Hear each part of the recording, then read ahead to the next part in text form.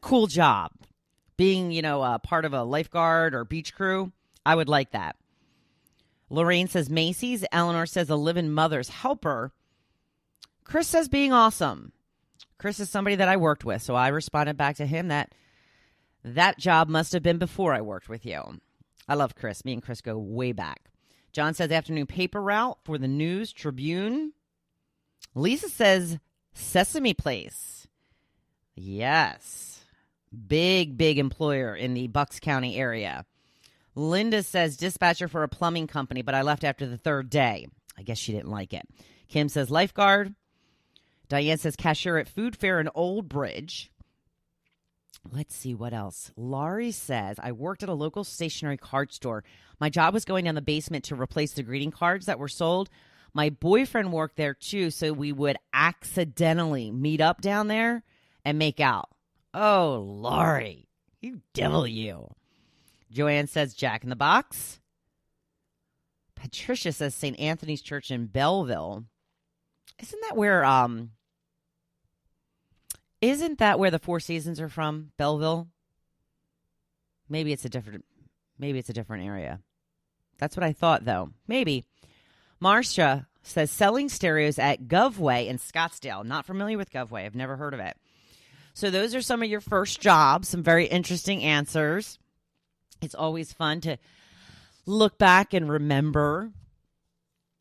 My first job I worked at for 11 years as a waitress at Friendly's. And then I went back.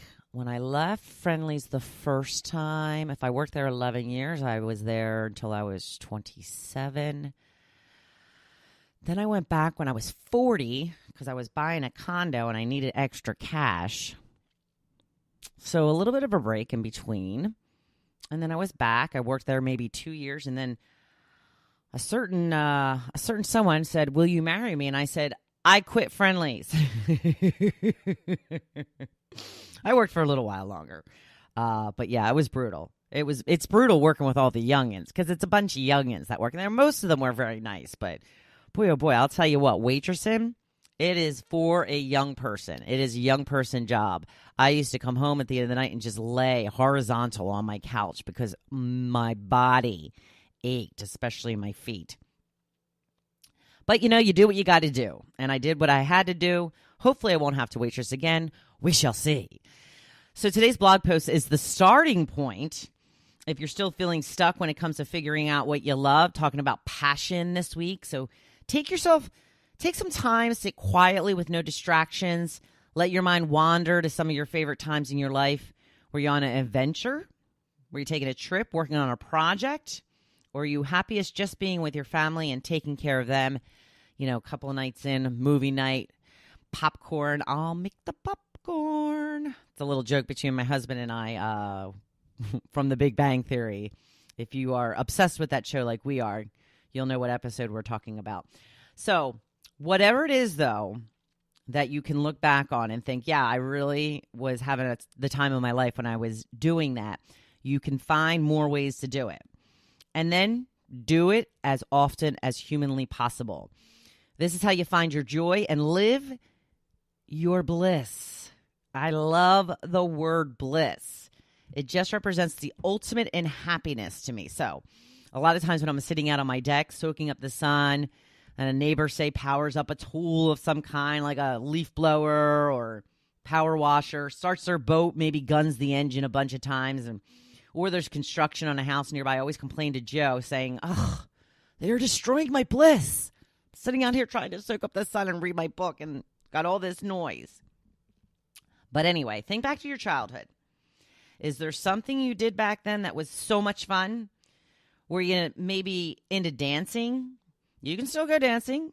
There's places all over that you can go dancing at. There doesn't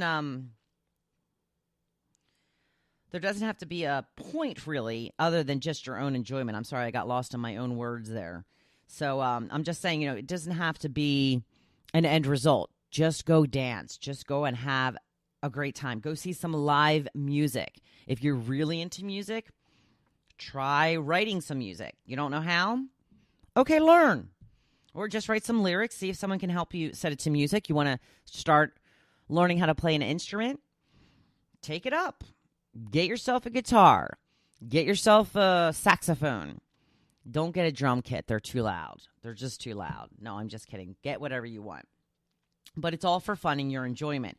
Who cares if nothing comes out of it? It is the process of creating and enjoying the ride that matters. Now, part of the quote that I had put up on today's blog post says that you need to disconnect from social media to find your, wow. But that can be a good tool in finding what makes you light you up as well. So pay attention to what your friends are doing. Are they posting pictures of themselves having the best time? More than likely, that is yes. So what are they doing? Is it something that you can try? Is it something that you think you would like? Is it something that you already know you love, but you don't do it often enough? Are your friends hitting the shore every weekend in the summer? Is that something you could join in on? Can you find a rental for you and your family for a good chunk of the summer? Can you go in on a rental with another family, or can you get a group of friends together to go in on a house? How about when you say, maybe people playing tennis? Is that something that interests you? Grab a racket. Find someone to bat a ball around with. They just put a pickleball court in our neighborhood, and people are so excited. Now, I'm hearing that pickleball is similar to tennis, but I heard it's not as bad on your knees. I'm not sure what it's all about, but I'm interested. I would like to try it. Maybe I will hate it. There's only one way to find out. Do you love to cook? Do you love to experiment with new dishes? I am sure you can find people that are willing to taste test your new recipes if you look really hard.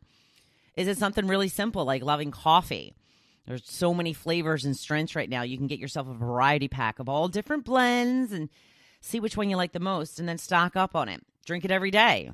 Or save it for the weekends as a special treat. You know what I say, though. Try and do it as often as possible. Sometimes things are expensive. Some of these, high-end coffees can be very expensive, and maybe you can't do it every day. It's okay to save some things for the weekend. It's okay to save some things for special occasions, but, just try to fill your life with as many things as possible on a daily basis. Do you love flowers like me? Then go out and get some of the prettiest ones you see. Bring them home, nourish them, help them grow to the best, most beautiful flowers you have ever seen. How about freshly grown vegetables? Well, grow some of those too. I am on my 5th year of trying to grow my own tomatoes. Years 1 through 4, very unsuccessful. But I will figure out what I'm doing wrong one of these years, and hopefully I will have a bounty of wonderful, delicious red tomatoes. I want to be the person in the neighborhood where I have so many, I supply everybody with all they need. Hopefully this will be the year.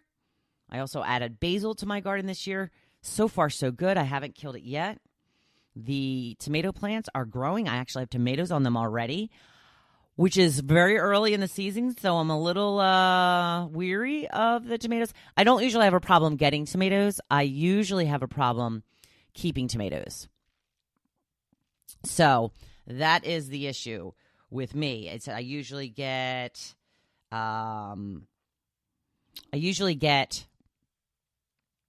the tomatoes and they're full grown, but for the first couple of years I had bottom rot. Then people told me that I was probably watering them wrong, that I have to water at the bottom and not when it's sunny out because it burns them. So I was all right, I changed that up. And then last year I put in a soaker hose, which really was a pain in the butt. Oh my gosh, that thing was a pain in the butt. But then I was getting cracks all over my tomatoes, and I think they were overwatered because we had a ton of rain last year. I can't help that. I don't know. I either water things too much or not enough. I just can't figure out that right balance. But I'm not quitting. I'm going to keep trying. I'm going to get me some tomatoes one of these years. I will keep you posted. So keep searching for what brings you joy, and then do it as often as you can. Now, once you find something, don't stop looking for new things. We are always changing, and so are our interests. You can lose interest in something. That's fine. It's okay. If you're no longer interested in it, don't force yourself to do it, but pick up something new. Don't go hobbyless. Find as many things as possible to be interested in. The more you do what you love, the more you love your life. Sound familiar? That's right, because I say it all the time. So I am going to sign off for now.